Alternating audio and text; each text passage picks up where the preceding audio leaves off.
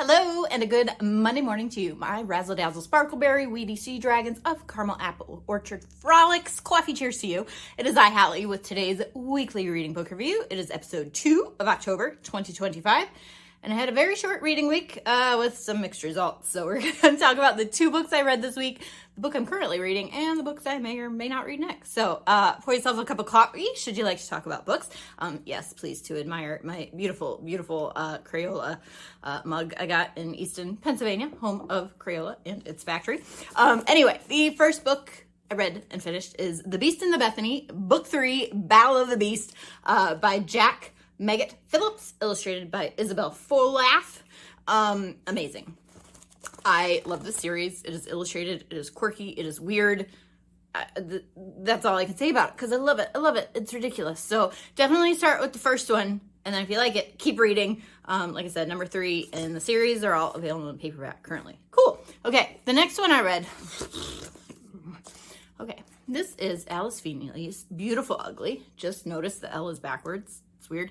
I didn't like it. So I read it. It was compelling. It was a page turner.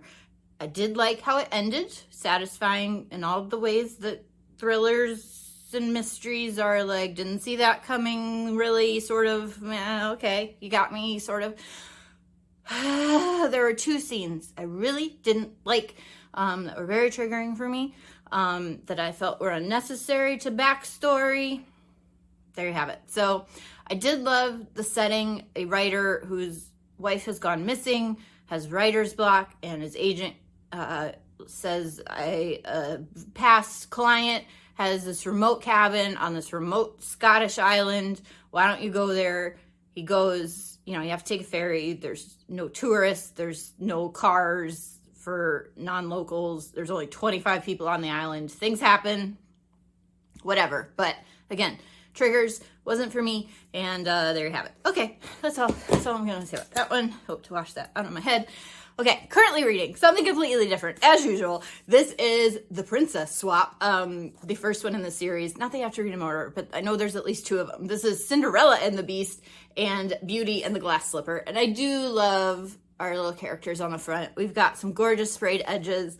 This is out from Random House Kids. They sent me copies of this because, fairy tale queen right over here. So I'm thoroughly enjoying this one. It's just a lot of fun. They talk about, it's just the fairy tale land, but accessible. But if you know fairy tales and their history. We get some references to Villeneuve, who wrote the original Beauty and the Beast, and Charles Perrault, who of course wrote at least the traditional Western Cinderella. And by Western, I mean French. Anyway, yeah, so enjoying that one. They literally, Cinderella, and Belle, Beast, Beauty and the Beast, like swap places, like with a curse gone wrong. And so Belle wakes up in Cinderella's cellar, where she's a servant for her stepmother and wicked stepsisters, and Ella wakes up at Belle's dad's house and then gets imprisoned by the Beast. And that's where I am. So I'm about half, a third, somewhere in the middle there, and enjoying that one for funsies. Okay. Might read next. I got this one at a book signing for Ashley Poston's Sounds Like Love, which I still haven't read. But DL Soria, I guess is a local author, which I didn't realize she was local. So she was there in conversation with Ashley and signed it to me. Hooray! And this was pitched to us, the audience, as You've Got Mail with Witches. I'm in. So that sounds like a great October read without being too spooky. And I found this in my stacks that I had collected from my local used bookstore. This is The Secrets of Lovelace Academy by Benedict and Courtney Sheinmel. I don't know how to say that. But this is magical middle grade. Pretty sure I listened to a podcast, probably Middle Grade Matters, with Marie Benedict, and wanted this book and found it. So I'm excited to read that one. Looks lovely. And I did buy a new book from a bookstore. Yeah. Who else would I be? This is Miiiiight Timetable by Bora Chung. You may remember she wrote Cursed Bunny and something about Utopia with a robot on the front that was yellow. So they're short, spooky, weird horror stories, but here's why I bought this one. Not just because of the psychedelic cool cover. Midnight Timetable, right? And then it says a novel and ghost stories. What? So this is, again, I believe Korean fiction, or is it Chinese? I'm so sorry. I can't tell you right off the top of my head.